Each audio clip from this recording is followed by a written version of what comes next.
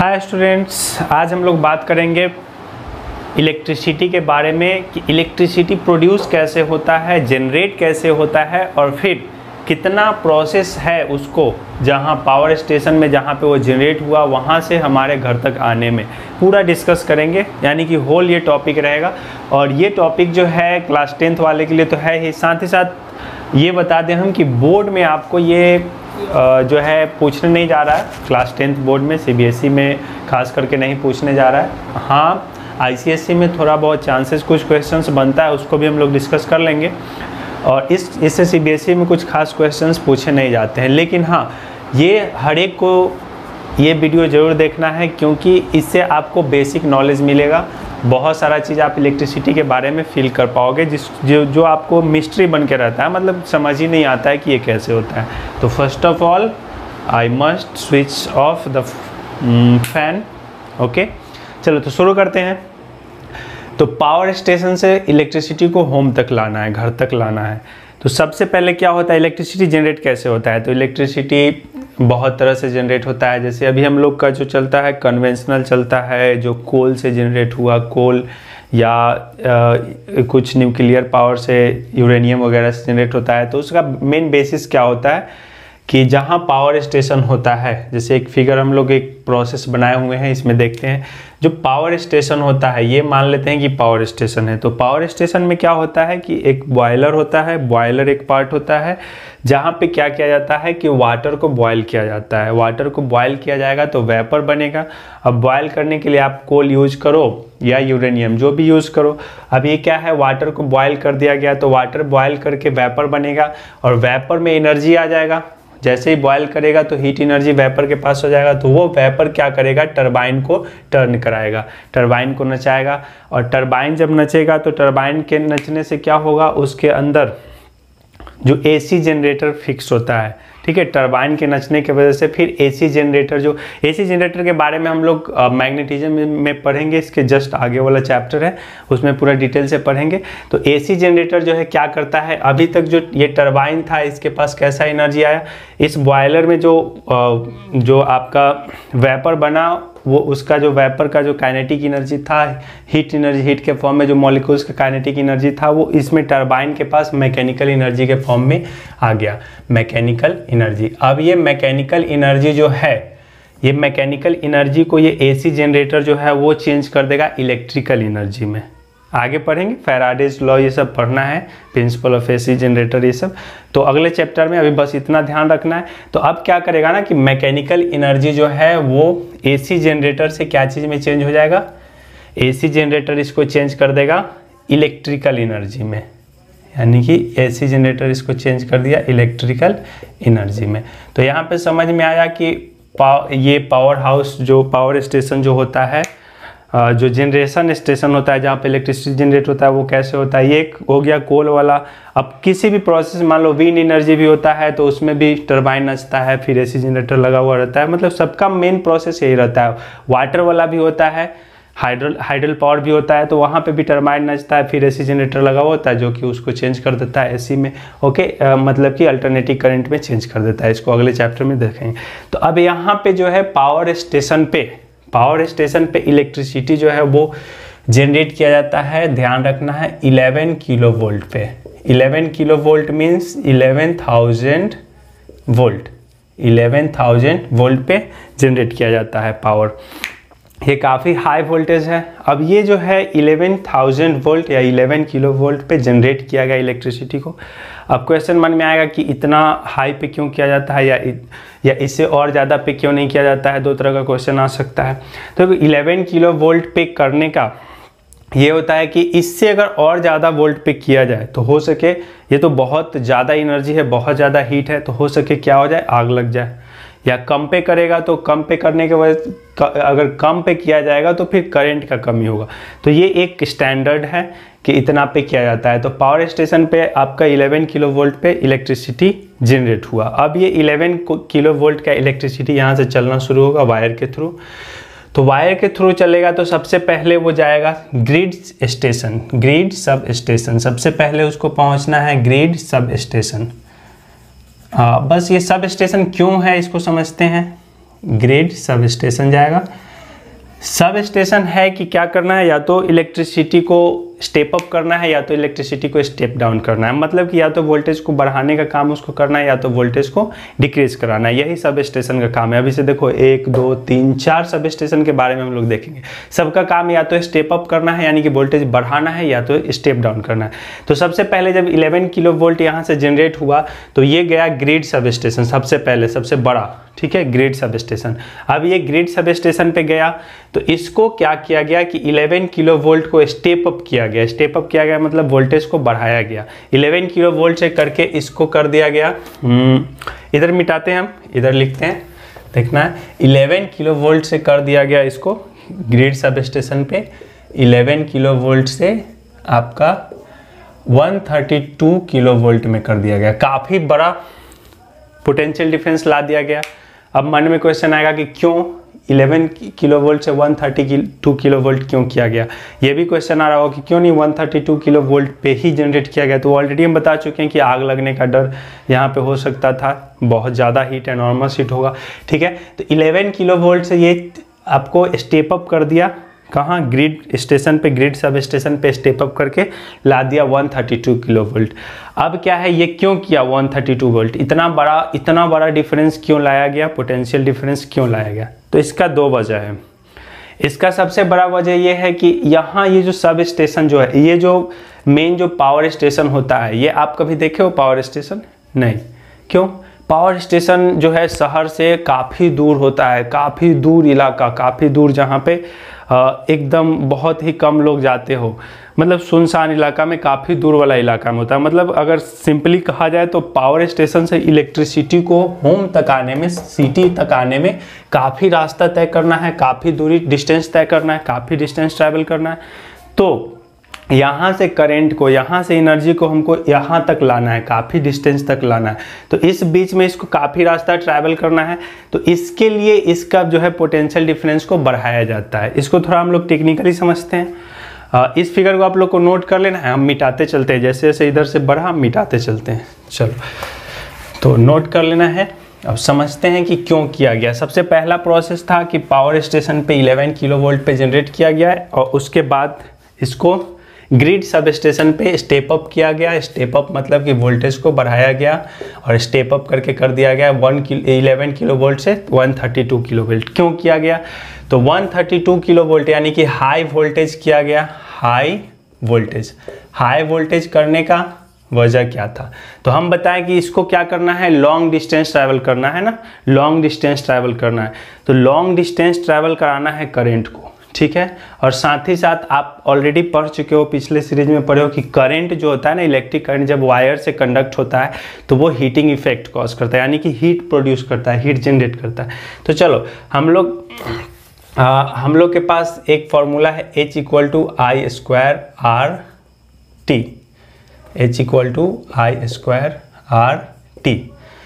अब इसमें हम लोग जानते हैं कि इसमें हम लोग क्या जानते हैं कि अगर करंट ज़्यादा होगा, करंट अगर ज़्यादा होगा, बहुत ज़्यादा करंट होगा तो हीट भी क्या होगा, बहुत ही ज़्यादा प्रोड्यूस होगा। अगर करंट बहुत कम होगा तो हीट भी क्या होगा, बहुत ही कम प्रोड्यूस होगा।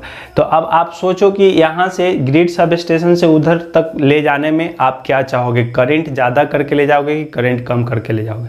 तो ऑब्वियसली दिमाग में आएगा कि करंट जितना कम हो सके उतना ही बेहतर रहेगा, क्योंकि जितना कम करंट होगा उतना ही कम हीट प्रोड्यूस होगा।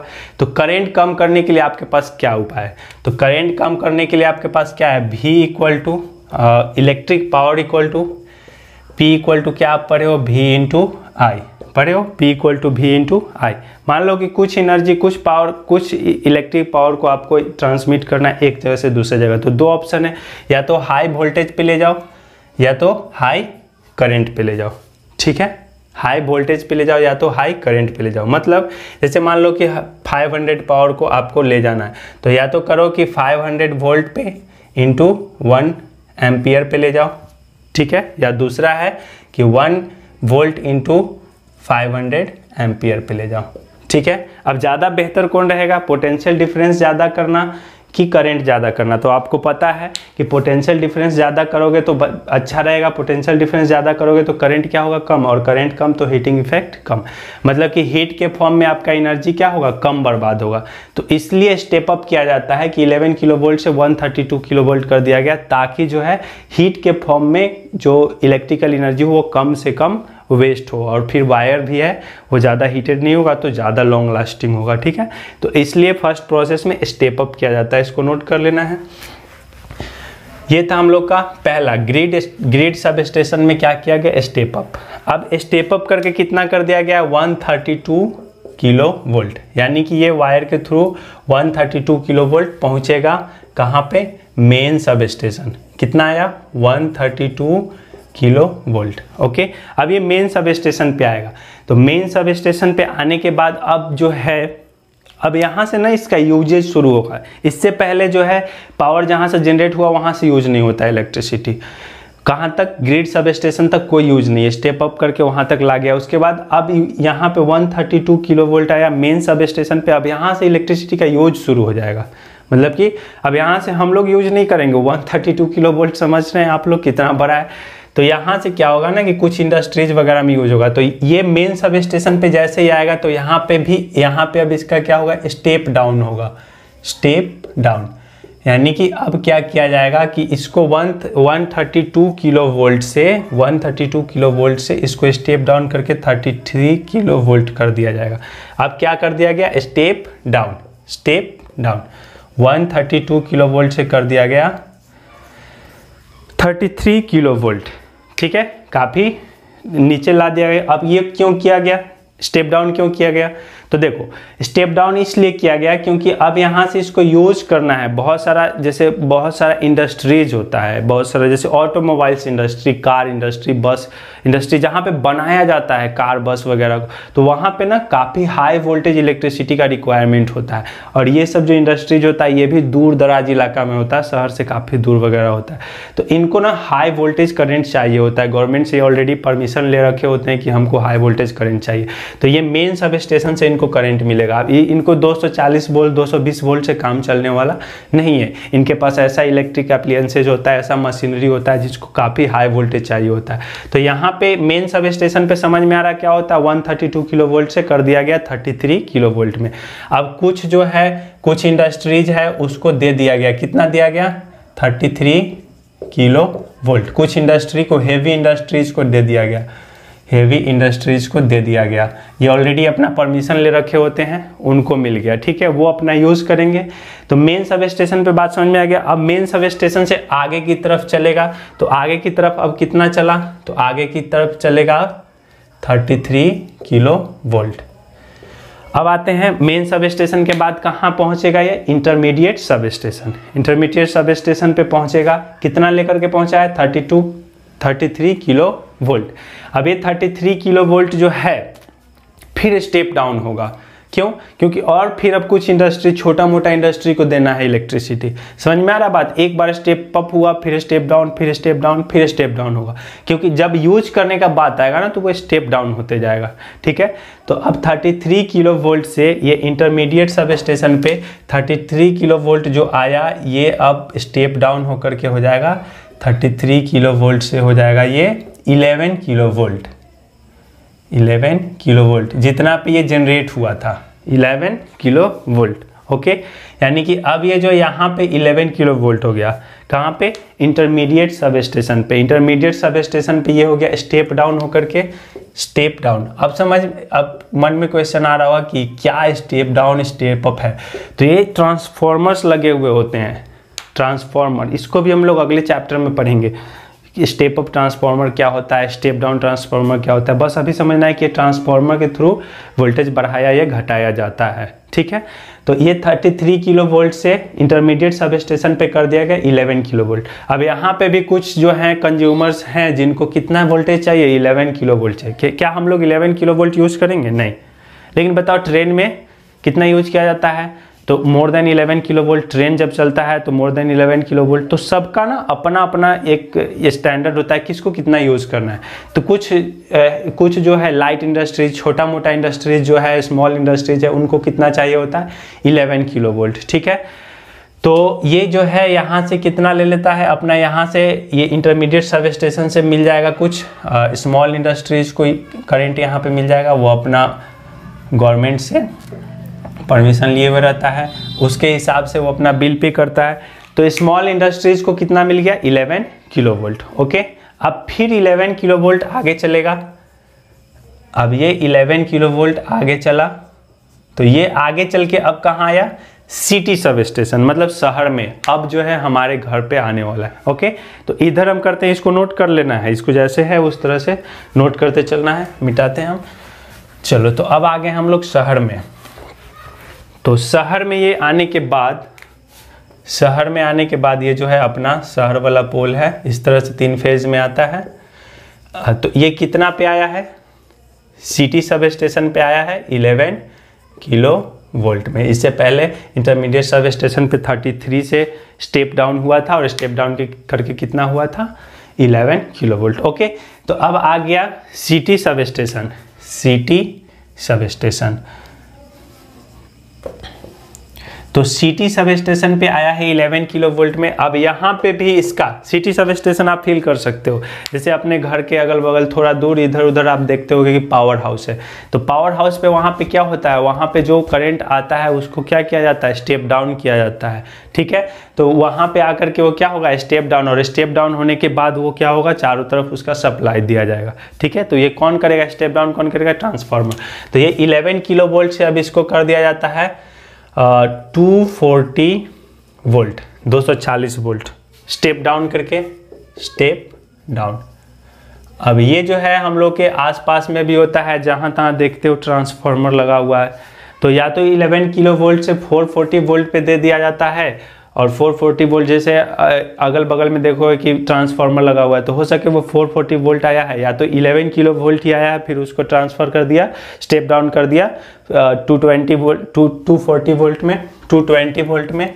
ठीक है, और फिर 220 वोल्ट जो है हमारे घर में सप्लाई आएगा, क्योंकि हमारे घर में जो भी एप्लियंसेज यूज होते हैं वो कितना वोल्टेज पे वर्क करेंगे, तो वो करेंगे 220 वोल्ट पे, वैसा बनाया जाता है। ठीक है, कि वो 220 वोल्ट पे वर्क करे, तो इसलिए हम लोग को सप्लाई कितना चाहिए, 220 वोल्ट। तो जो भी हम लोग के आसपास जो ट्रांसफार्मर्स दिखता है, एक्चुअली में वो क्या होता है, स्टेप डाउन ट्रांसफार्मर होता है, यानी कि वो 11 kV को 220 kV में चेंज कर देता है, 220 वोल्ट में चेंज कर देता है, जो कि हमारे घर में सप्लाई जाता है। तो ये प्रोसेस था, बात समझ में आया। चलो इसको इरेज करते हैं, एक बार इसको फिर से देख लेते हैं, शॉर्ट में, ब्रीफ में आपको नोट कर लेना है। तो पहले क्या हुआ, मैकेनिज्म कैसे है, तो पहले की पावर स्टेशन है। ओके, पावर स्टेशन जहाँ पे बना है, जनरेशन स्टेशन है जहाँ पे जनरेट हुआ है, generation station. Okay, generation station पे ये कितना पे जनरेट हुआ है, तो आपको पता है 11 kV पे जनरेट हुआ है। ठीक है, कैसे जनरेट हुआ वो सब देख लिए। अब ये 11 kV पे चल के और कहाँ जाएगा, 3 फेज में चल के, और चलने के बाद आया ग्रिड सब स्टेशन। कहाँ आया, grid sub station, grid sub station. ठीक है, अब ग्रिड सब स्टेशन पे इसका क्या होगा, तो यहाँ पे आपको ध्यान रखना है कि स्टेप अप होगा, स्टेप अप। यहाँ पे कैसा ट्रांसफर लगा हुआ है, स्टेप अप ट्रांसफार्मर लगा हुआ है, जो कि इस वोल्टेज को इंक्रीज कराएगा। और क्या करेगा, तो 11 kV जो आया है उसको ये कर देगा 132 kV। क्यों करेगा, तो आपको पता है हाई वोल्टेज पे अगर आप करंट को ले जाओगे तो पावर लॉस कम होगा, हीट लॉस कम होगा। क्यों हीट लॉस कम होगा, क्योंकि हाई वोल्टेज पे ले जाओगे तो करंट घटेगा, और करंट घटेगा तो फिर वो फार्मूला जो हम लोग पढ़े हैं H=I²RT, उसके अकॉर्डिंग अगर जितना कम करंट होगा उतना हीट लॉस क्या होगा, कम होगा, यानी कि इलेक्ट्रिकल एनर्जी का हीट के फॉर्म में कम लॉस होगा। तो ये हो गया grid sub station. Grid sub station के बाद अब ग्रिड सब स्टेशन से ये कितना पे चला है, तो ये चला है 132 kV पे, 132 kV पे। अब ये 132 kV पे चल के कहाँ आया, तो ये आ गया आपका अब main sub station, main sub station. अब मेन सब स्टेशन पे आने के बाद क्या हुआ, तो मेन सब स्टेशन पे आया है 132 पे, फिर अब इसका यहाँ पे क्या होगा, स्टेप डाउन होगा, स्टेप डाउन। और 132 से कितना हो जाएगा, तो 132 से हो जाएगा 33, 132 kV से हो जाएगा 33 kV। ठीक है, 33 kV। अब यहाँ पे 33 kV होने के बाद क्या होगा, कुछ जो है इलेक्ट्रिसिटी यूज करेगा अपना, कुछ हेवियर इंडस्ट्री को मिल जाएगा, कितना 33 kV पे मिल जाएगा हेवियर इंडस्ट्रीज को, कुछ इंडस्ट्री वाला को मिल जाएगा, ठीक है। और फिर उसके बाद ये 33 kV आगे चलेगा, और ये 33 kV आगे चल के कहाँ जाएगा, तो ये आगे चल के अब आएगा इंटरमीडिएट सब स्टेशन। कहाँ आएगा, इंटरमीडिएट सब स्टेशन। और इंटरमीडिएट सब स्टेशन पे फिर स्टेप डाउन होगा 33 kV से, इसका हो जाएगा 11 kV। फिर 11 kV कुछ स्मॉल इंडस्ट्रीज को मिलेगा। अब ये 11 kV आगे चल के 11 kV आगे चल के आएगा आपका सिटी सब स्टेशन, और सिटी सब स्टेशन पे इसका फिर स्टेप डाउन होगा। सिटी सब स्टेशन पे 11 kV से स्टेप डाउन हो जाएगा इसका कितना, 220 वोल्ट। और इसके बाद ये 220 वोल्ट कहाँ जाएगा, हाउस होल्ड इलेक्ट्रिसिटी के फॉर्म में घर में जाएगा। ओके, तो यहाँ तक क्लियर है। अब आते हैं अपना हाउस होल्ड इलेक्ट्रिसिटी, उसमें क्या होगा, कैसे होगा, वो सब हम लोग समझेंगे। चलो, तो इसको इरेज करते हैं, इसको अच्छे से नोट कर लेना है, ये डेटा रहेगा, आपको क्लियर आइडिया होना चाहिए।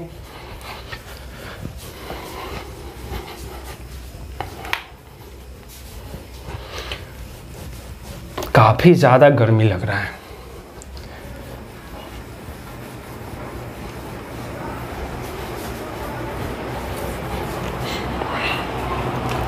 चलो, तो इसके बाद अब आते हैं हम लोग घर के पास। अपने घर में अब इलेक्ट्रिसिटी आने वाला है, ठीक है। कहाँ तक आ गया, घर के बाहर पोल तक आ गया है। अब घर में इलेक्ट्रिसिटी आने वाला है, देखते हैं घर में कैसे आएगा। तो मान लो एक अब घर के बाहर क्या है, पोल है, ठीक है, इस तरह से रहता है। अब पोल में जो है 3 फेज है, आया हुआ है। अब पोल में इलेक्ट्रिसिटी आया हुआ है, ठीक है। पोल से अब इलेक्ट्रिसिटी को कहाँ जाना है, घर पे जाना है। अब ये इलेक्ट्रिसिटी कितना में स्टेप डाउन होकर आया है, 220 वोल्ट में आया है। अब हमारे घर में इलेक्ट्रिसिटी एंटर करेगा तो वो कैसे आएगा, वो सब के क्या होगा वो हम लोग देखते हैं, ठीक है। तो अब जो है 3 तरह का वायर आएगा, एक आएगा लाइव, एक आएगा न्यूट्रल, और फिर एक आएगा अर्थ। ओके, यानी कि हमारे घर के अंदर 3 तरह का वायर आएगा, लाइव, अर्थ एंड न्यूट्रल। मान लो पोल से आया, तो पोल से ये चलते आ रहा है, तो ये मान लो यहाँ पे इस तरह से आया, ऐसे आया। ये वाला मान लेते हैं कि लाइव है, ये मान लेते हैं न्यूट्रल है, ये लाइव है, ये न्यूट्रल है, और ये क्या है, अर्थ है। और नीचे बना देते हैं, ये है अर्थ। अब ये वायर जो तीनों है हमारे घर के अंदर एंटर करने वाला है। तो घर के अंदर आने से पहले इसको कौन कौन सा मैकेनिज्म से गुजरना है वो समझते हैं। तो सबसे पहले ये आने से पहले इसके बीच में एक फ्यूज लगा हुआ रहेगा। स्टैंडर्ड इलेक्ट्रिसिटी हो सके, ये सब गांव वगैरह में उतना नहीं होता है, लेकिन क्योंकि गांव में अभी भी टोका सिस्टम चलता है, ठीक है, लेकिन शहर ये सब में ये सब चलता है, और गांव में भी अब चलने लगा है। तो सबसे पहले एक फ्यूज लगा हुआ रहेगा, ठीक है। ये फ्यूज जो है हम लोग नहीं लगाते हैं, ये फ्यूज इलेक्ट्रिसिटी कंपनी लगाती है। तो ये इसलिए इसको हम लोग बोलते हैं कंपनी फ्यूज। इस फ्यूज का मैक्सिमम जो कैपेसिटी होता है, रेटिंग जो होता है, वो 50 एम्पियर होता है। यानी कि 50 एम्पियर से ज़्यादा करंट अगर इससे क्रॉस करेगा, 50 एम्पियर से ज़्यादा करंट अगर इससे क्रॉस करेगा, तो ये फ्यूज क्या कर जाएगा, ब्लो कर जाएगा, मेल्ट कर जाएगा। यानी कि कुछ ऐसे भी कहा जाए, सिंपल लैंग्वेज में अगर कहा जाए, तो आप इंडिया में रहते हुए 50 एम्पियर से ज़्यादा करंट यूज़ नहीं कर सकते हो अपने घर में। 50 एम्पियर से ज़्यादा करंट यूज़ नहीं कर सकते हो। और 50 एम्पियर करंट काफ़ी लार्ज करंट होता है, ठीक है। इसके अलावा अगर इससे और ज़्यादा आप यूज़ करना चाहते हो तो आप एक से ज़्यादा कनेक्शन ले सकते हो, या आप कनेक्शन जो है कॉमर्शियल करा सकते हो, यानी कि बिजनेस पर्पस के लिए। ओके, तो चलो, ये जो है पोल से चला है, पोल से चल के हमारे घर की तरफ चल रहा है। तो उसके पहले इसको फ्यूज से गुजरना है। फ्यूज का रेटिंग 50 एम्पियर होगा, जो कि कंपनी फ्यूज होता है। इसके बाद आपको मिलेगा यहाँ पे मीटर, kWh मीटर, जो हमारे घर पे लगा हुआ होता है। यानी कि अब इलेक्ट्रिसिटी ऑलमोस्ट हमारे घर पे आ चुका है, तो इसको अब मिलेगा kWh मीटर। वही किलोवाट आवर यूनिट कैलकुलेट करना ऑलरेडी हम लोग सीख चुके हैं, ठीक है। तो kWh मीटर से ये क्रॉस करेगा। अब kWh मीटर से क्रॉस करने के बाद फिर अब जो है, अब हमारे घर की तरफ ये बढ़ रहा है, ठीक है। अब हमारे घर की तरफ ये इंटर करने वाला है। यानी कि अब हमारे घर में जाने वाला है। तो घर में जाने से पहले फिर इसको अब एक मेन स्विच से क्रॉस करना होगा, मेन स्विच। अब जो है ये हमारे घर का अंदर का मामला है, यानी कि अब जो है हमारे घर के अंदर सेफ्टी का मामला है, तो इसके लिए एक मेन स्विच लगा हुआ है। इस बार क्या है, ये लाइव है, ये है न्यूट्रल है, और ये क्या है, अर्थ है। अब अर्थ को मजबूत करने के लिए यहाँ पे इसमें जो है मेन जो आपका KWH मीटर है उसमें अर्थ को अर्थिंग कर दिया जाता है, मतलब वही ग्राउंड में कॉपर प्लेटेड रॉड वगैरह से एकदम अंदर तक उसको कनेक्ट कर दिया जाता है। तो ये अर्थ हो गया। अब है कि मेन स्विच में इसको हम लोग बोलेंगे मेन स्विच, जो कि KWH मीटर के जस्ट बाद आएगा, मेन स्विच। ठीक है, मेन स्विच में है ना कि इसमें क्या बात है कि इसमें आपका लाइव और न्यूट्रल दोनों डिस्कनेक्ट होता है। ठीक है, लाइव और न्यूट्रल दोनों डिस्कनेक्ट होता है, इसलिए इसका एक और नेम होता है डबल स्विच। ठीक है, डबल स्विच मतलब लाइव और न्यूट्रल दोनों में होता है। यानी कि कहने का मतलब क्या है कि ये आपके घर का मेन स्विच है, बाहर ऐसे शटर उठाओ गिराओ इस तरह से रहता है ना। अब तो मॉडर्न आ गया है, तो अब मॉडर्न आकर के अब ये ELCB हो गया है, ELCB यानी कि अर्थ लीकेज सर्किट ब्रेकर। ये मॉडर्नाइज हो गया है। अभी भी पुराना वाला में ऐसे रहता था कि चलो घर में कोई खराबी हुआ बिजली का, तो क्या हुआ कि मेन से जाके पहले कट करते हैं, तो मेन से कट करते हैं मतलब इस तरह से। ठीक है, तो ये मेन स्विच से क्रॉस करना होगा। मेन स्विच में ये दोनों में इसलिए डिस्कनेक्ट किया जाता है क्योंकि देखो, अगर कोई मिसऐप होता है, अगर कुछ होता है, मान लो शॉर्ट सर्किट हो गया या कुछ हो गया, तो शॉर्ट सर्किट या आप कुछ भी कर रहे हो, जैसे कि मान लो यहाँ ये फ्यूज का मतलब आपको समझ में आ रहा होगा क्यों है, लाइव से जा रहा है। लाइव से कितना का कनेक्शन जा रहा है, तो 220 वोल्ट। ये 220 वोल्ट पे रहेगा, ये कितना वोल्ट पे रहेगा, 0। ये भी कितना वोल्ट पे रहेगा, 0 वोल्ट पे। मान लो कि शॉर्ट सर्किट हो गया इन दोनों के बीच में, ध्यान से समझना है। मान लो इन दोनों के बीच में शॉर्ट सर्किट हो गया, तो शॉर्ट सर्किट हो गया मतलब दोनों कनेक्शन में आ गया, तो दोनों के बीच का दोनों वायर अब कितना पे हो गया, 220 वोल्ट पे। दोनों कनेक्ट हो गया 220 वोल्ट पे, तो 220 वोल्ट पे हो गया। तो 220 वोल्ट पे होने के बाद ये वाला तो क्या कर जाएगा, जैसे ही 220 वोल्ट पे हो जाएगा, ये भी 220, ये भी 220 वोल्ट। तो और ये जो है ये भी आप कॉपर वायर यूज किए हो, ये भी कॉपर वायर यूज किए हो, तो और इसका रेजिस्टेंस काफ़ी क्या है, लो है। तो जैसे ही पोटेंशियल डिफरेंस 220 वोल्ट दोनों के बीच होगा और रेजिस्टेंस काफ़ी लो है, तो करंट क्या हो जाएगा, काफ़ी हाई हो जाएगा। तो हाई करंट जैसे ही पास करेगा इससे, तो ये क्या कर जाएगा, मेल्ट कर जाएगा, क्योंकि इसका कैपेसिटी कितना है, 50 एम्पियर का। इसका कैपेसिटी कितना है, 50 एम्पियर का। और आपका ये जो दोनों के बीच का गैप जो हो गया वो क्या हो गया, काफ़ी हाई हो गया, काफ़ी हाई करंट जनरेट कर दिया। जैसे V = IR हम लोग पढ़ते हैं ना, तो रेजिस्टेंस तो काफ़ी लो है, कॉपर वायर है तो काफ़ी लो है। और मान लो पोटेंशियल डिफरेंस कितना है, 20 to 20, ठीक है, = I। और R जो है, R एकदम टेंड्स टू 0, लगभग एकदम 0 के बराबर, 0 के आसपास है, क्योंकि कॉपर वायर आप यूज कर रहे हो। तो इसका मान लो कि 0.0 या 0.02 ओम है मान लो। तो अब यहाँ से देख सकते हो आप लोग I = क्या हो जाएगा, तो 220/0.02, मतलब ये करंट क्या हो जाएगा, काफ़ी हाई हो जाएगा। हाई करंट होगा तो ये तो फ्यूज मेल्ट कर जाएगा, ठीक है। लेकिन अभी जो है ये भी 220 वोल्ट पर था, तो ये यहाँ से क्या हुआ कि इसको यहाँ से करंट फ्लो करना शुरू करेगा। अब ये जो है, आप अगर एक ही लाइव में अगर कनेक्ट किए हुए होते, केवल लाइव को ही कट करते, तो क्या होता कि लाइव से तो कनेक्शन कट हो जाता, लेकिन न्यूट्रल से अभी भी रहता, और अभी भी कितना 220 वोल्ट से ही आगे बढ़ता। तो इस वजह से आप जो घर में कुछ कर रहे होते तो उसमें आपका नुकसान हो सकता था, ठीक है। तो इसलिए मेन स्विच में दोनों कनेक्शन को डिस्कनेक्ट कर दिया जाता है, ताकि कभी भी किसी भी कंडीशन में आपको नुकसान ना हो, ठीक है। तो ये हो गया, आपके घर में जाने से पहले इलेक्ट्रिसिटी को मेन स्विच से क्रॉस करना है। यहाँ तक पहुँच गया, मतलब मेन स्विच तक पहुँच गया है। अब यहाँ से आप लोग सिंपली आगे बढ़ेगा, ये लाइव, ये न्यूट्रल और ये अर्थ। अब ये तीनों वायर जो है घर में अपना हर एक रूम में जहाँ पे जाए, मेन स्विच पे आ गया है, मतलब डोर पे आ गया इलेक्ट्रिसिटी। अब हर एक रूम में जाना है इसको, ठीक है। इसको आप लोग नोट कर लो, फिर चलते हैं अब रूम वाइज चलते हैं कैसे कनेक्शन होगा। रूम वाइज देखते हैं, काफ़ी ज़्यादा गर्मी लग रहा है, ओके, इसको नोट करते चलना है।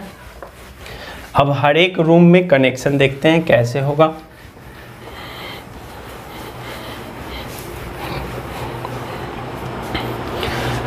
अब रूम का बात है, मान लो कि ये आपका घर के अंदर रूम का बात है, ठीक है। तो रूम के अंदर कितना वायर जा रहा है, एक लाइव जा रहा है, दूसरा आपका न्यूट्रल जा रहा है और तीसरा जा रहा है अर्थ। लाइव, न्यूट्रल, अर्थ। लाइव कितना पे है 220 वोल्ट, न्यूट्रल 0 वोल्ट और अर्थ ये भी 0 वोल्ट। अब मन में आ रहा होगा कि अर्थ का क्या काम है, तो देखो काम ये दोनों से भी हो सकता है। लाइव करंट क्या करता है, तो लाइव वायर जो है ये करंट का फॉरवर्ड जर्नी कराता है, मतलब आगे की तरफ करंट जाएगा। और ये जो है न्यूट्रल जो है ये बैकवर्ड जर्नी कराता है, पीछे की तरफ करंट आएगा। और ये जो है आपका अगर कुछ मिसहैपनिंग हो तो पोटेंशियल जीरो करने के लिए ये तैयार रहता है, ठीक है। तो ये समझिए कि प्रिकॉशन के लिए है, मतलब बीमारी होने से पहले उसका कुछ उपाय हम लोग करके रखते हैं, ठीक है।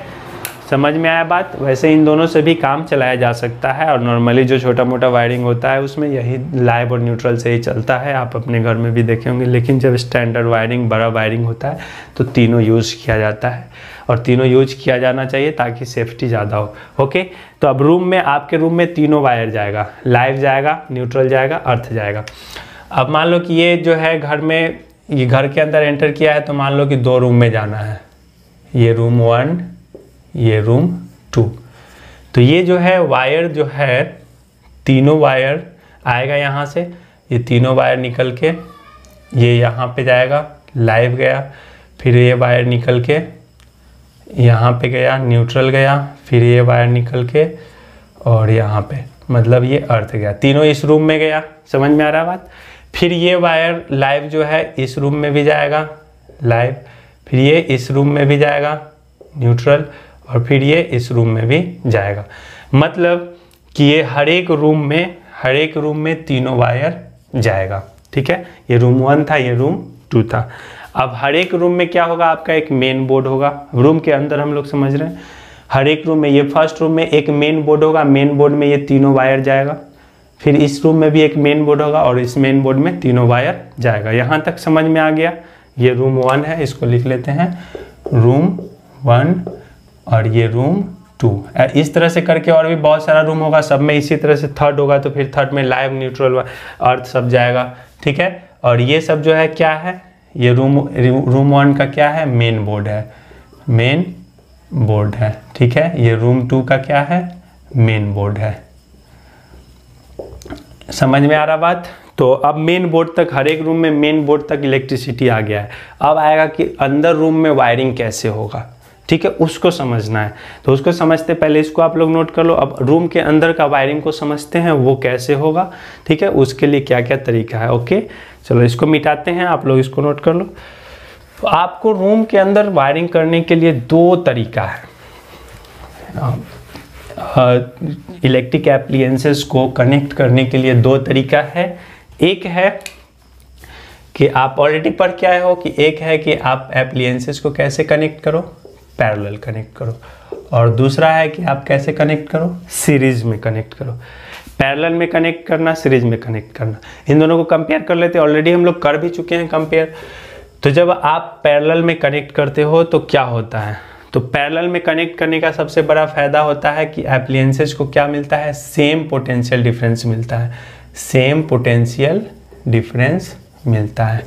सबसे पहला फायदा होता है, जितने सारे इलेक्ट्रिक एप्लियंसेस लगे हुए होंगे उन सबको सेम पोटेंशियल, सेम वोल्टेज मिलेगा, ठीक है। और सीरीज में ऐसा नहीं होगा। सीरीज में क्या होगा, पोटेंशियल डिफरेंस जो होगा वो डिफरेंट होगा, डिस्ट्रीब्यूट हो जाता है। आप रिवाइज करके देख लीजिएगा, पोटेंशियल डिफरेंस क्या हो जाता है, डिस्ट्रीब्यूट हो जाता है। यानी कि पीडी जो है पोटेंशियल डिफरेंस क्या होता है, डिस्ट्रीब्यूट हो जाता है। दूसरी बात, पैरेलल में ओवरऑल रेजिस्टेंस जो होता है, ओवरऑल रेजिस्टेंस जो सर्किट का होता है वो क्या हो जाता है, ओवरऑल रेजिस्टेंस घट जाता है। ये भी हम लोग पढ़े हैं, ओवरऑल रेजिस्टेंस रिड्यूस हो जाता है। जैसे मान लो ना कि 2 रेजिस्टेंस लगा हुआ है इस तरह से, ऐसे मान लो कि 2 रेजिस्टेंस लगा हुआ है इस तरह से, और ये जो है V से कनेक्टेड है,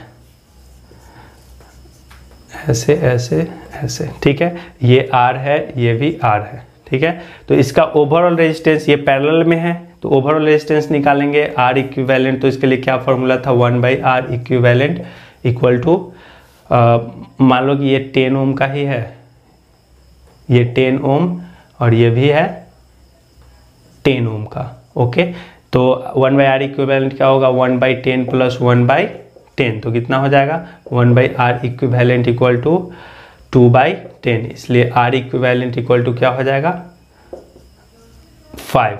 तो ओवरऑल रेजिस्टेंस देखो 10 का कितना आ गया 5, लेकिन इसमें सीरीज में करोगे तो सीरीज में ओवरऑल रेजिस्टेंस क्या हो जाता है इंक्रीज हो जाता है, ओवरऑल रेजिस्टेंस इंक्रीज हो जाता है, overall resistance gets increased. Overall resistance कैसे 10 का करोगे तो दोनों सीरीज में होगा, तो आपको पता होगा दोनों अगर 10 है तो क्या होगा 10 ओम, तो दोनों का कितना हो जाएगा R इक्विवेलेंट हो जाएगा 20 ओम। तो यहाँ पे ओवरऑल रेजिस्टेंस क्या हो जाता है इंक्रीज हो जाता है, ठीक है। ये है, और एक फ़ायदा है, इसको इरेज करते हैं, नोट कर लेना है। फिर पैरेलल में क्या फ़ायदा है कि पैरेलल में आप ऑलरेडी पढ़े हो कि पैरेलल में अगर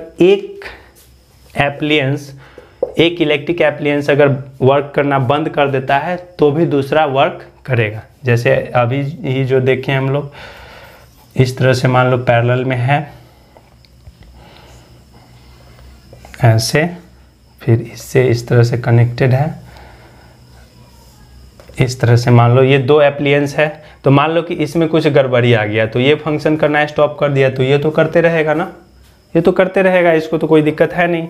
लेकिन यही अगर सीरीज में रहे तो इससे ये कनेक्टेड है, फिर इससे ये कनेक्टेड है, फिर इससे ये कनेक्टेड है, मान लो ये बल्ब है, ये फ़ैन है, तो मान लो यहाँ बल्ब ख़राब हुआ मतलब कि फ़ैन में करंट नहीं जाएगा, तो एक अगर स्टॉप कर दिया फंक्शन करना इसमें तो दूसरा भी स्टॉप कर देगा, लेकिन इसमें अगर एक स्टॉप किया फंक्शन करना तो दूसरा चलते रहेगा, दूसरा पे कोई असर नहीं होगा। तो ये सब फ़ायदा है पैरेलल और सीरीज का। तो अब आप समझ सकते हो कि किसको आप प्रेफर करोगे, ऑब्वियसली पैरेलल को करोगे, तो सीरीज यहाँ से रेस से गायब। ओके, तो थर्ड क्या था फायदा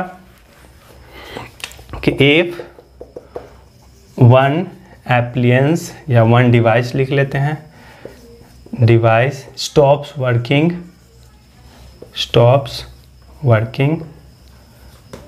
अदर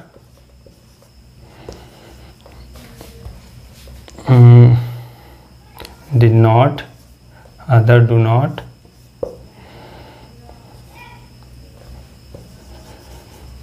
get affected, दूसरे को कोई अफेक्ट नहीं होता है,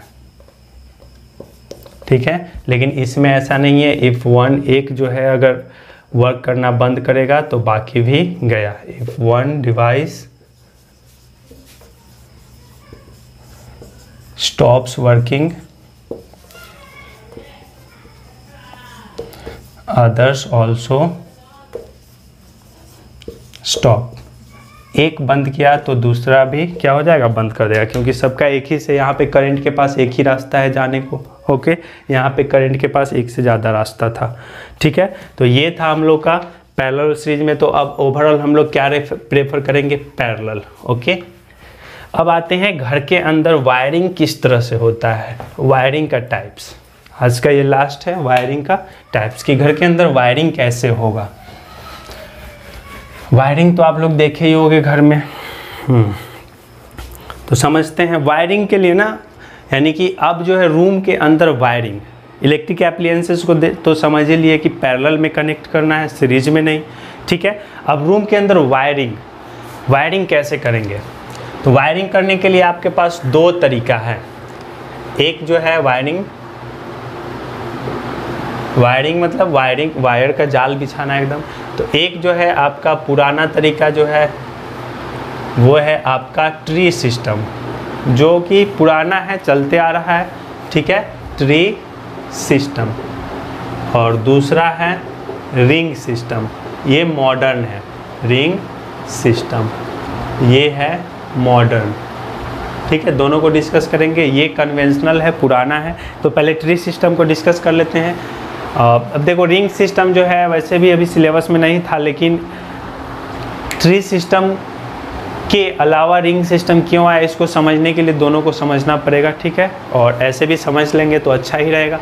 तो ट्री सिस्टम जो है वो क्या था, तो अभी तक हम लोग इलेक्ट्रिसिटी को कहाँ तक ला चुके हैं, अपने रूम का मेन बोर्ड में ला चुके हैं, रूम का मेन बोर्ड में ला चुके हैं, ठीक है। अब मेन बोर्ड से क्या है कि आपका जैसे ये रूम है तो इसमें कहीं इधर ट्यूब है, उधर बल्ब है, उधर फैन है, तो वो हर एक जगह कैसे वायर जाएगा उसको सीख रहे हैं, वायरिंग, ठीक है। मेन बोर्ड तक तो लाना ऑलरेडी सीख चुके हैं। तो मान लो ट्री सिस्टम में पहले देखते हैं। तो ट्री सिस्टम में क्या है, मान लो ये आपका मेन बोर्ड है, ठीक है, ये क्या है, मेन बोर्ड है। तो अब ट्री सिस्टम में क्या होगा ना कि ये मेन बोर्ड में आपका आया है लाइव, न्यूट्रल, अर्थ, तीनों आया है, लाइव, न्यूट्रल, अर्थ। ये 0 volt, 0 volt, 220 volt main board में है। मेन बोर्ड से निकला लाइव, न्यूट्रल, अर्थ, ठीक है। अब ये मेन बोर्ड से पूरा रूम में जाना है, पूरा क्या रूम में जाना है, ठीक है। तो मान लो कि आपके रूम में एक बल्ब लगाना है, एक फ़ैन लगाना है, एक टीवी लगाना है, ठीक है। मान लो ये 3 चीज़ लगाना है, एक बल्ब, एक फ़ैन, एक टीवी। तो आप अब क्या होगा ना कि ये मेन बोर्ड से ना हर एक बार आपको वायर ले जाना होगा। ट्री सिस्टम में अगर वायरिंग होगा तो एक ट्री की तरह, जैसे ये मेन बोर्ड है तो मान लो ना कि मेन बोर्ड, अब ये मेन बोर्ड नहीं करके हम इसको ट्री बनाते हैं, इसको भी नोट कर लेना है। अब क्या है कि मेन बोर्ड के जगह पे ट्री सिस्टम क्यों नेम है, तो मान लो इसको हम ट्री बना देते हैं। एक ट्री है, ठीक है। तो ट्री की ब्रांचेज की तरह ये मेन बोर्ड है, ठीक है। तो ट्री के ब्रांचेज की तरह मान लो आपको फ़ैन लगाना है, तो क्या हुआ कि यहाँ मेन बोर्ड से एक वायर ले जाना होगा फ़ैन के लिए, ठीक है। मान लो हमको एक बल्ब लगाना है, तो मेन बोर्ड से आपको एक वायर ले जाना होगा बल्ब के लिए, लाइव न्यूट्रल, लाइव न्यूट्रल, अर्थ ले जाना है तो अर्थ भी ले जाओ, ठीक है। मतलब कि लाइव न्यूट्रल इसके लिए, फिर लाइव न्यूट्रल इसके लिए, LN। अब फैन वगैरह में अर्थ नहीं लगाया जाता है, अर्थ आप उसमें लगाते हो जो थोड़ा हैवियर हो, कॉस्टली हो। अर्थ जो है प्रिकॉशन के लिए होता है। अब ऐसे यूज करोगे तो वायर का वेस्टिंग होगा, ठीक है। तो थोड़ा फिजिक्स के हिसाब से आप आराम से अर्थ इसमें भी लगा सकते हो, इसमें भी लगा सकते हो, लेकिन आपका थोड़ा सा रियल लाइफ पे भी सोचना है, क्योंकि वायर जो है पैसा से आता है और बिना वजह वायर वेस्ट करने से कोई फ़ायदा नहीं है। तो ये सब में नहीं लगाते। मान लो आपका आगे इसमें टीवी लगा है, तो फिर टीवी में लाइव, न्यूट्रल। मान लो टीवी में आपका महंगा वाला टीवी है, प्लाज्मा टीवी है, तो मान लो इसमें आप क्या लगा दिए, अर्थ भी लगा दिए। तो फिर टीवी के लिए मतलब बार बार, और आपका मान लो कि फ्रीज है तो फिर फ्रिज, या मान लो एसी है तो फिर एसी के लिए, मतलब बार बार इस ट्री में से, ये मेन बोर्ड है, ट्री जो क्या है, मेन बोर्ड है, इस मेन बोर्ड से आपको बार बार वायर ले जा कर के हर एक अलग अलग एप्लीएंसेस के लिए ले जाना पड़ रहा है। मतलब कि एक जगह से बार बार ड्रॉ करना है। समझ में आ रहा बात। ये मेन बोर्ड आपका रूम में लग गया है, मान लो गेट के बगल में लगा हुआ है। अब हर एक जगह फ़ैन के लिए एक ले गए, बल्ब के लिए ले गए, टीवी के लिए गए, एसी के लिए ले गए, तो मतलब बार बार आप यहाँ से ले जा रहे हो। तो इसमें अब देखो क्या डिसएडवांटेज है, क्यों ये हटा रिंग सिस्टम। तो इसमें ये था कि बार बार वायर ड्रॉ करना था, तो इसलिए वायर क्या था, ज़्यादा लगता था। वायर क्या लगता था, ज़्यादा, यानी कि मोर वायर वाज रिक्वायर्ड, ज़्यादा वायर चाहिए था। सबसे पहला डिसएडवांटेज, ठीक है, पहला।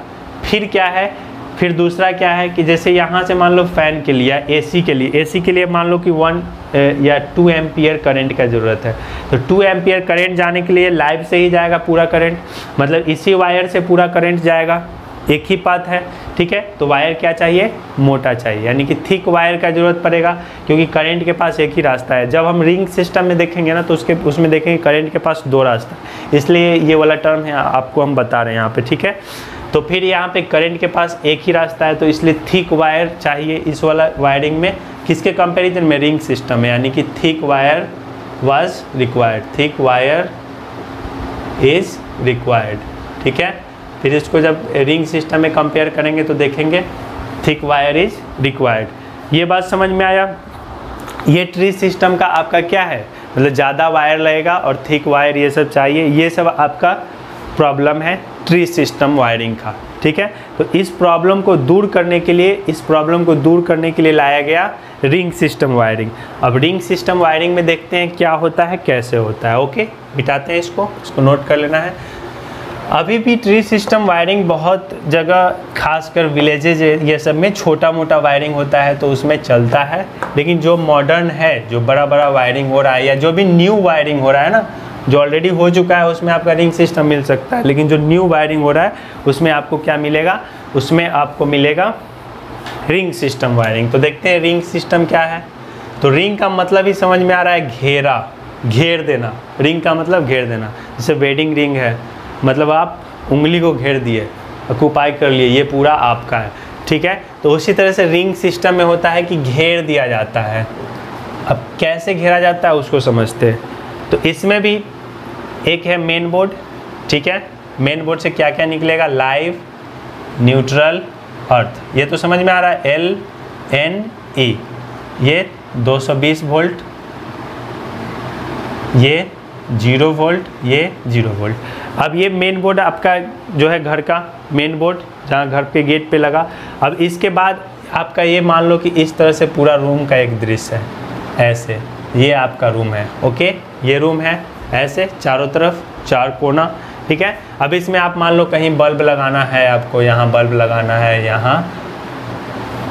यहाँ पे मान लो आपको लगाना है फ़ैन लगाना है, यहाँ पे आपको बल्ब लगाना है, यहाँ पे आपको टीवी लगाना है, ठीक है। इस तरह से है, ऐसे ऐसे ऐसे। तो अब क्या होगा ना, ये तीनों वायर आपका रूम में ये गया, तीनों वायर गया, तीनों वायर गया, ओके, गया। अब तीनों वायर जाने के बाद क्या होगा, तो ये तीनों वायर जो है यहाँ से चला, यहाँ से चलने के बाद ये वायर आपका इस तरह से जाएगा कि इस रूम को चारों तरफ से उसको ये ऑक्यूपाई कर लेना है, घेर लेना है, ठीक है। मतलब ये लाइव वायर जो है ऐसे जाएगा और इस रूम के अंदर इस तरह से गया, ऐसे ऐसे, एक मतलब चारों तरफ एक रिंग बना दिए। ये है किसका, लाइव वायर, ठीक है। फिर उसी तरह से न्यूट्रल गया, तो न्यूट्रल गया। अब ये जो है पूरा तरह से इस तरह से घेर करके एक रिंग बना दिया, आपका रूम जो है रिंग की तरह घिर गया। अब ये अर्थ वायर है, तो अर्थ वायर जो है ये भी आपका इस तरह से रिंग बन गया। मतलब अब आपके रूम के अंदर बोर्ड से निकल के वायर जो है चारों तरफ घेर लिया है, ठीक है। लाइव, न्यूट्रल, अर्थ चारों तरफ घेर लिया। अब क्या है कि आपको यहाँ फैन लगाना है, तो वायर यहाँ पे बगल में है, चुपचाप यहाँ से लिए फैन लगा दिए। बल्ब यहाँ लगाना है, वायर यहाँ पे आया हुआ है, बल्ब लगा दिए। टीवी यहाँ लगाना है, वायर आया हुआ टीवी। मतलब अब देखो फ़ायदा क्या है कि बार बार जो है ना मेन बोर्ड से नहीं लगाना पड़ रहा है। समझ में आ रहा बात, बार बार मेन बोर्ड से आपको वायर नहीं लाना पड़ रहा है। ट्री सिस्टम में क्या था, फैन लगाना था तो जाओ मेन बोर्ड, बल्ब लगाना है तो जाओ मेन बोर्ड, फिर आपको टीवी लगाना है तो जाओ मेन बोर्ड। अब इसमें आपको कुछ भी यहाँ पे मन करे आप कुछ भी लगा दो, यहाँ पे कुछ और लगाना है तुरंत यहाँ से ड्रॉ किया, यहाँ पे कुछ और लगा दो, यहाँ पे कुछ और लगा दो, यहाँ पे कुछ और लगा। इस तरह से आपको जितना सारा चीज़ लगाना है आप क्या कर रहे हो, बगल में वायर है तुरंत कनेक्ट कर दिए, लगा दिए। मान लो लाइट, एक और ट्यूबलाइट लगाना है बगल में, यहाँ पे लगा दिए यहाँ से। तो ये रिंग सिस्टम का फ़ायदा है, वायर चारों तरफ दौड़ा हुआ है, बस उसमें अब लगाते जाना है, ठीक है।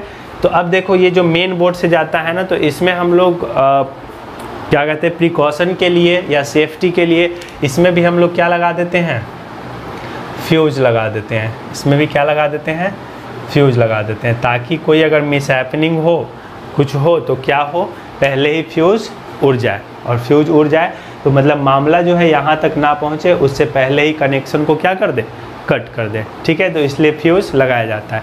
अब एक और बात इसमें हम लोग देखेंगे कि रिंग सिस्टम में क्या है, जैसे यहाँ से वायर चला तो मान लो हम फैन लगाए हैं या टीवी लगाए हैं, तो टीवी लगाए हैं तो इसमें ये खास बात होगा, जैसे टीवी लगाए हैं तो ये टीवी है, ये टेलीविज़न है, ठीक है। तो इसमें आप क्या करो कि इसमें आपका आ रहा है लाइव आ रहा है और न्यूट्रल आ रहा है, दो आ रहा है। तो क्या करो कि हर एक एप्लियंस में आप क्या लगा दो, MCB लगा दो, फ्यूज़ ही समझो। MCB मतलब फ्यूज़, मिनिएचर सर्किट ब्रेकर, मतलब वो फ्यूज़ की तरह ही वर्क करता है।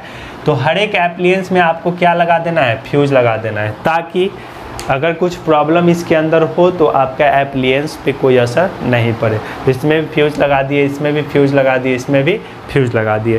तो इस तरह से आपका ये रिंग सिस्टम वर्क करता है। तो रिंग सिस्टम में क्या फ़ायदा हुआ, वायर बचा, वायर बचा, ठीक है। दूसरा फ़ायदा क्या हुआ तो वो हम लोग अभी इसको देखेंगे। पहले ये समझ में आ गया बात, ओके, इसको नोट कर लेना है। अब समझते हैं एडवांटेजेज ऑफ रिंग सिस्टम। मिटाते हैं, इसको मिटा देते हैं, ओके, चलो मिटा दिए। अब आते हैं रिंग सिस्टम का एडवांटेज। इसका एडवांटेज क्या है? इसका एडवांटेज क्या है?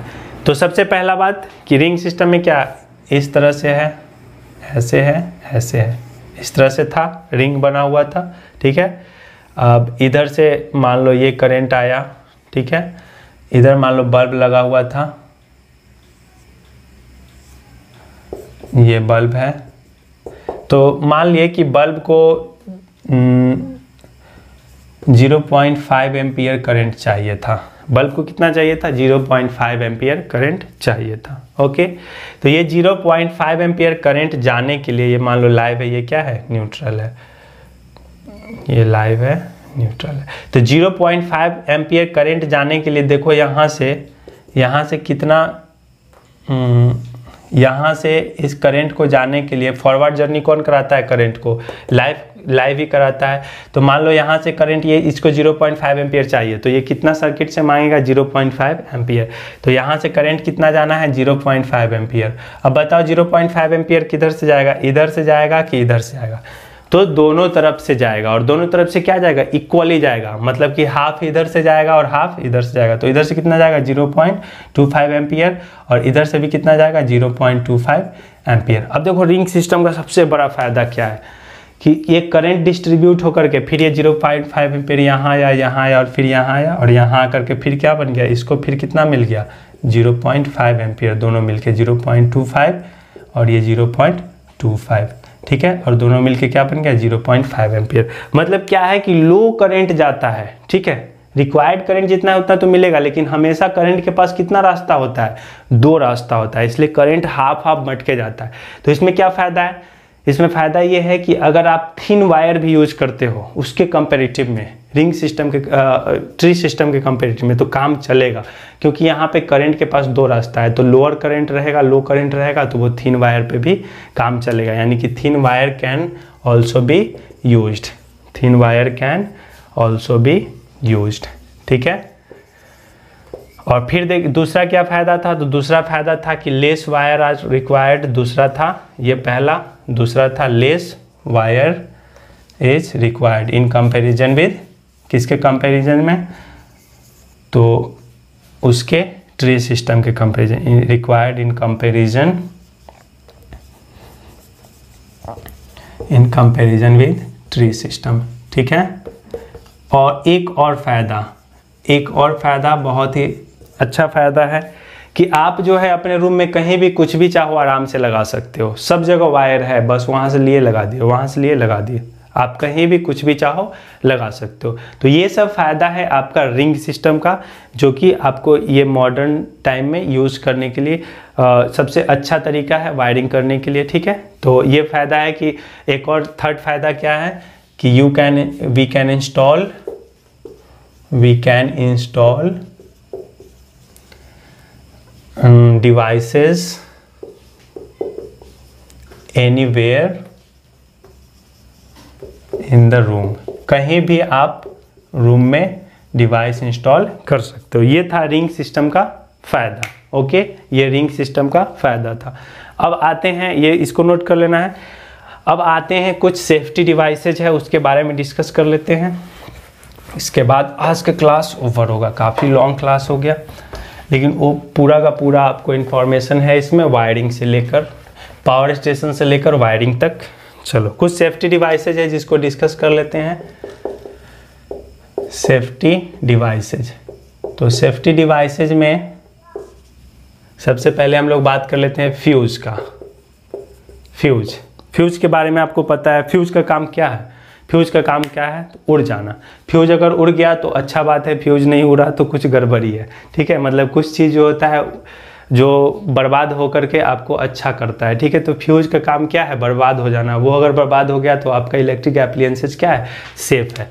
तो फ्यूज़ जो है ये क्या होता है? तो फ्यूज़ जो है आप इलेक्ट्रिक एप्लियंसेस में आप यूज़ करते हो किस लिए यूज़ करते हो? तो ये क्या करता है कि हाई करंट को रोकता है, क्योंकि आपका जो इलेक्ट्रिक एप्लायंस है, कुछ भी डिवाइस है, उसका एक लिमिट है करंट यूज़ करने का। उससे ज़्यादा करंट जाएगा तो उसको नुकसान पहुंचेगा। तो क्या है ना कि उस हिसाब से आप फ्यूज लगाते हो, ताकि उससे ज़्यादा करंट जाए तो ये फ्यूज क्या कर जाए, मेल्ट कर जाए। तो फ्यूज में क्या होता है, तो फ्यूज में उसके अंदर कनेक्टिंग वायर होता है। उसके अंदर क्या होता है, कनेक्टिंग वायर होता है। और ये वायर जो होता है ना, ये नॉर्मल वायर नहीं होता है। नॉर्मल वायर कहने का मतलब जो हम लोग वायरिंग में यूज़ करते हैं कॉपर वायर, वो नहीं होता है। ये वायर एक ऐसा वायर होता है, ये ऐसा वायर होता है जिसका रेजिस्टेंस क्या होता है, हाई होता है। सबसे पहला बात, इसके वायर का रेजिस्टेंस क्या होता है, हाई होता है। अब क्वेश्चन आएगा हाई रेजिस्टेंस क्यों होगा? तो हाई रेजिस्टेंस क्यों होगा? तो यहाँ पे हाई रेजिस्टेंस इसलिए है क्योंकि इससे करंट जो है कम, एक लिमिट में क्रॉस कराना है, और साथ ही साथ हीट प्रोड्यूस होना चाहिए। ठीक है, तो हाई रेजिस्टेंस होना चाहिए वायर, और साथ ही साथ एक और बात होना चाहिए कि लो मेल्टिंग पॉइंट होना चाहिए। लो मेल्टिंग पॉइंट होना चाहिए। ठीक है, यानी कि एक बात तो श्योर है कि आप फ्यूज में कॉपर वायर यूज नहीं कर सकते हो। अगर फ्यूज में कॉपर वायर यूज किए मतलब कि आपका इलेक्ट्रिक एप्लायंसेस सेफ नहीं है। ठीक है, अब ये कैसे वर्क कैसे करता है? अब इसमें वायर क्या एक चीज़ का लगा हुआ आता है, तो ये नॉर्मली एलॉय होता है। एलॉय मीन्स कि मेटल्स का मिक्सचर होता है, जैसे कि टीन को मिक्स कर दिया जाता है लेड के साथ।